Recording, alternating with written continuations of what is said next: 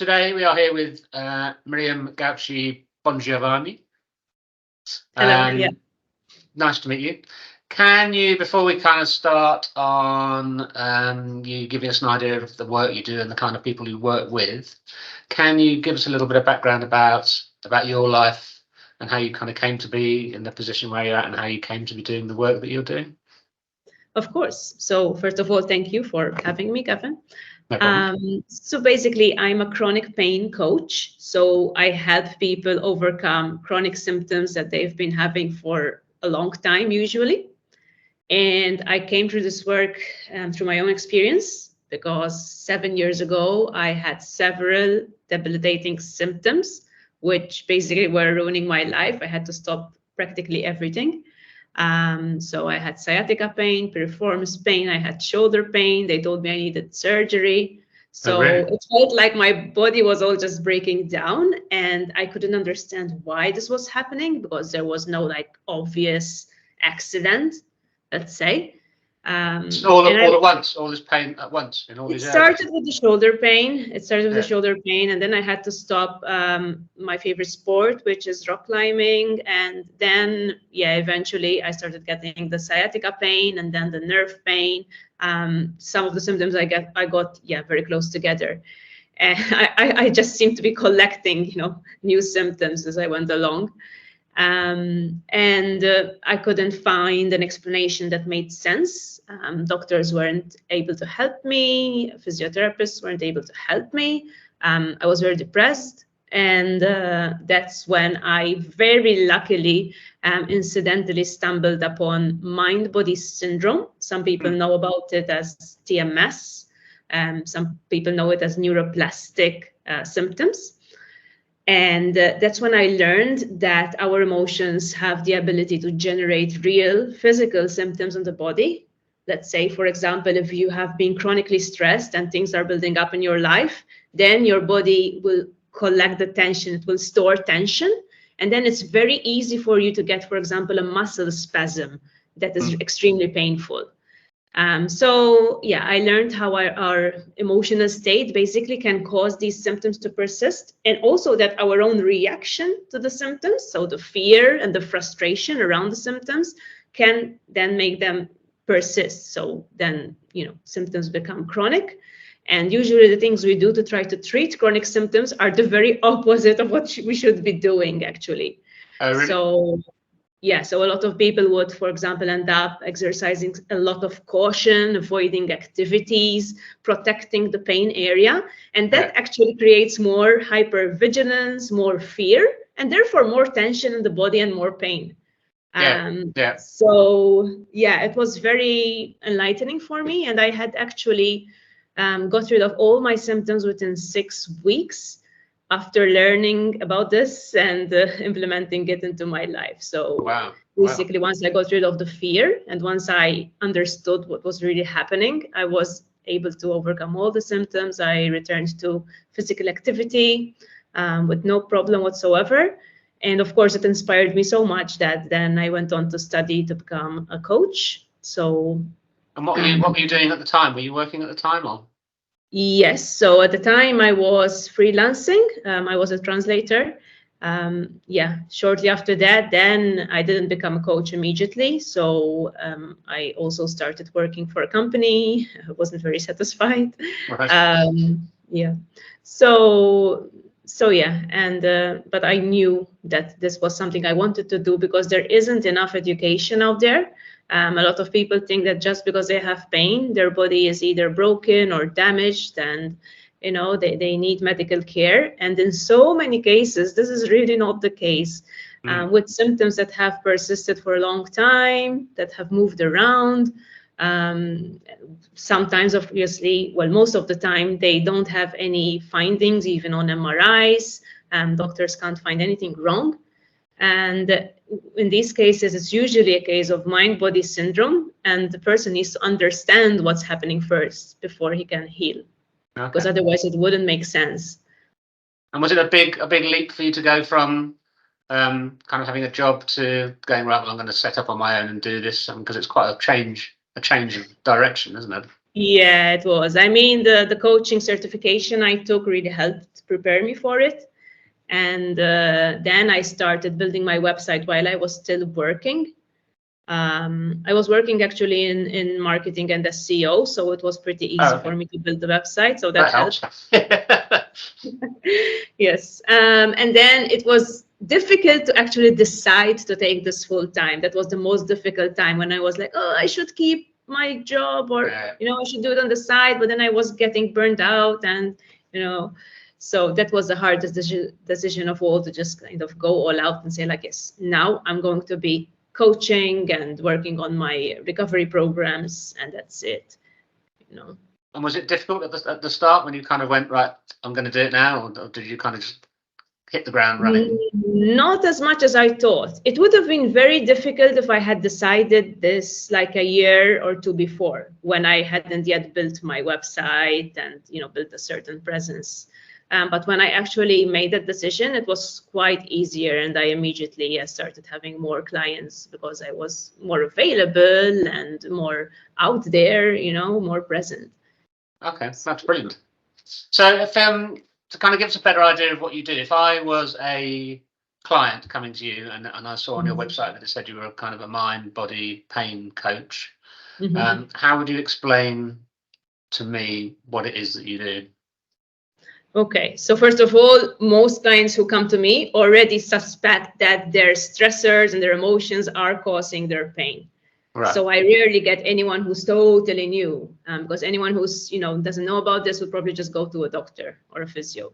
Okay. But the way I explain it still to people is that the pain that we experience today, there's usually two factors behind it. So one of them is emotional, what's going on in our personal life that's causing so much tension, inside. So that's usually repressed emotion, for example, something going on in one's personal life, like relationship problems. So we just take a look at someone's life and see what might be causing this ongoing stress in his or her life. The other factor that I really like to explain to anyone, because it's very important that people understand it, is that when the way we react to the symptoms determines how much pain we're going to experience and whether they're going to persist or not. So basically, once we get the symptoms, if we interpret it very negatively, we give it a negative meaning because it hurts, then the brain will get the signal that this symptom is dangerous. So basically, then the brain will associate specific activities like walking or sitting down or whatever with danger. And each time the person would approach the activity, then the brain would send a danger signal in the form of more pain. So it's like a loop. You're scared of the symptoms, you fire the danger signal, and then the brain just creates more pain to try and stop you from whatever you're doing because it thinks it's dangerous. And it's quite, scary, because the brain can interpret anything as dangerous. For some people, it's typing, for example. Just simple typing would hurt too much that they would have to stop. Okay, for some people, it's walking. It could be anything. It could be taking a shower. So I see people with, a lot of different issues, and I help them understand that their body is actually okay. It's just the system is overreacting and interpreting these triggers as dangerous when really they are not. Okay. So you then have to train your brain to not interpret those signals in that way? Exactly. Yeah. Right. You basically have to, first of all, just by learning what's happening to you, you might already feel some sort of relief, because you think, okay, so this is just my brain. I'm not damaged. I'm not going to die, whatever. And then after that, I would get them to pursue certain activities maybe that they've been avoiding, not totally, like not by going all out or just like running a marathon and all that, but just starting slowly through graded exposure while cultivating this feeling of trust in their body.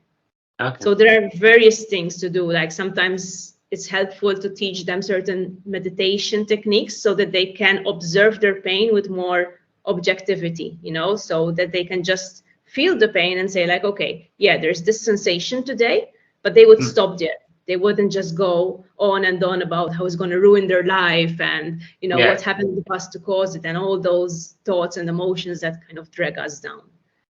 So So it's almost like a kind of mindfulness approach it to is, pain. Yeah. yes. In fact, mindfulness helped me a lot as well in my own recovery, because mindfulness helps you be a bit more objective and more accepting of where you are today. So instead of resisting the symptoms, you would get to acknowledge them and say like, okay, yeah, I have this pain today, but the story stops there. You know, we don't judge it negatively. You don't go about telling other people how bad it feels, because that just will fire the danger signal again. Of course, you're Yeah. giving it negative meaning. The brain will get that meaning, and it's more likely to create more symptoms. Oh, that's fascinating, isn't it? And is there kind of a do most people have very similar kind of things that trigger? I mean, I imagine stress, as you mentioned, stress must be like a major factor. But are there Yes. kind of lots of different things that kind of trigger people's pain, or? Well, there tend to be very common factors. Hmm. One of them being relationships, for example. So if there's tension in a relationship and something is unresolved, so it's usually not stress what we think about as stress. It's not the stress of meeting a deadline, usually, not that kind of stress. It's more like the distress that's built inside because of something that's unresolved, or a person might be living in fear, for example, in fear of a conflict with one's partner, or in fear of being made redundant, you know, or in fear of rejection. Rejection is obviously a common one, whether with family or friends or at work. You know, so it's usually this kind of distress that goes on and on for a long time. It's not just a one-time stressor. Like, it's not just because your car breaks down or anything like that. Right. Okay. And are the people that come to see you, are they kind of like a wide variety of ages and backgrounds, and men, women, all sorts? Yes, actually, yeah. I Yeah. would say the most common age would be between 40 and 65, but I've had people of all ages, especially like, yeah, over 25. I mean, mind-body syndrome is common across all age groups, less common in kids, of course, because kids have less responsibility, you know, less life pressure, but it can happen as well. So, yeah.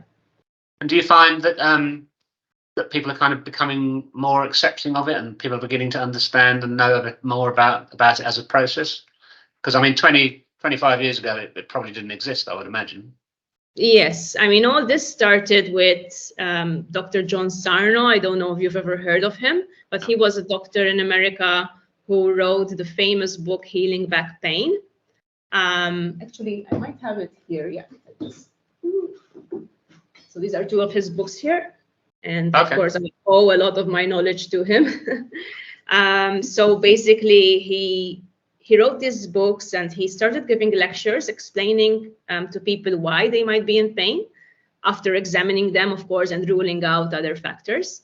And people were getting better. Some of them were healing their pain completely after reading a book, which was amazing. And oh, wow.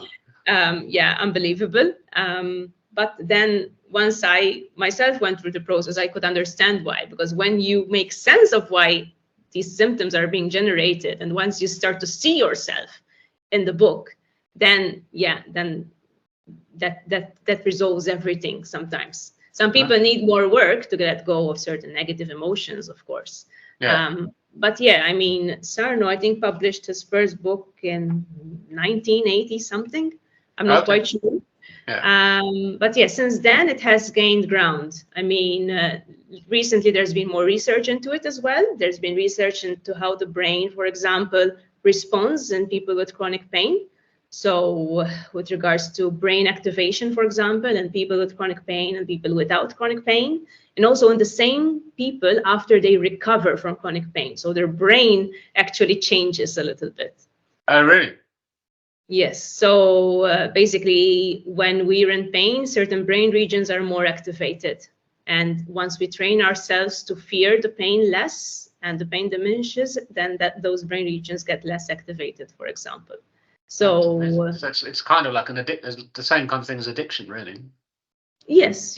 In fact, sometimes they substitute, one for the other, because addiction is also a protective strategy in a sense. It protects you from maybe facing your emotions or facing a problem. And sometimes it's the same with chronic pain. You've been denying whatever's happening deep down. You're trying to live your life, denying all the problems, and then suddenly, it accumulates and Whoosh. there you go. And then you do have to accept, then you do have to notice the symptoms, then you have to do something.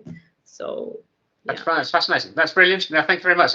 I mean, I've kind of heard of it vaguely, but I didn't really know anything about it at all. So that's very useful. Now, the one thing we always kind of ask people is, knowing what you know now and kind of the journey that you've been on to get to where you are now, if you had to do something else rather than what you are doing, what would you like to do? I mean, I love to write, so probably I would be working, let's say, in editorial or something like that. Okay. I did have a job offer to work in editorial, which I refused because I wanted to do this work though. So, but yeah, something like that. But I'm not. Yeah, I don't have any plans. Okay, not a professional rock climber. Oh no, unfortunately, too old for that now. And okay, that's brilliant. Thank you very much. That's really useful. That's really interesting. Thank you very much for your time. Thank you. That's great. Thanks, Kevin.